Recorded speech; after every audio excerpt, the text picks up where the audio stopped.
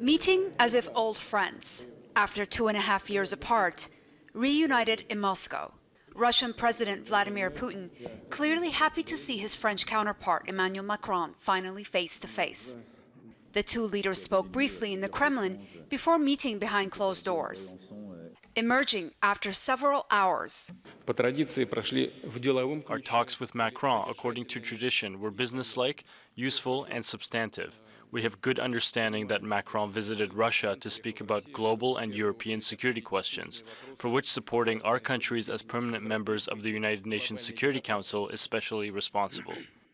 The French president firmly positioning himself as the peacemaker in the middle of this crisis. The first element is the necessity to work fast to avoid escalation. Growing tensions increase the risk of seeing a brutal deterioration of continents, balance of power and stability.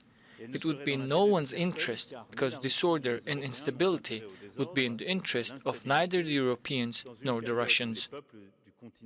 President Emmanuel Macron will be traveling to Kyiv from Moscow, where he will hold talks with Ukrainian officials.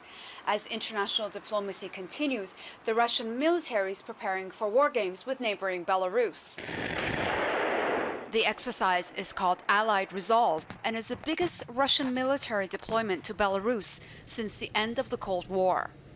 The Russian military buildup includes nuclear-capable bomber patrols as well as S-400 air defense system. And across Belarus's western border in neighboring Poland, there are now nearly 1,700 U.S. troops as part of the Pentagon's efforts to bolster NATO forces. Ukraine's army is also getting ready for any eventualities. They have been carrying out drills of their own. While the military preparations continue, a diplomatic roadblock remains. Moscow still insisting on limiting NATO's further expansion, a demand still being refused by the United States. Dorsa, Jabbari, Al Jazeera, Moscow.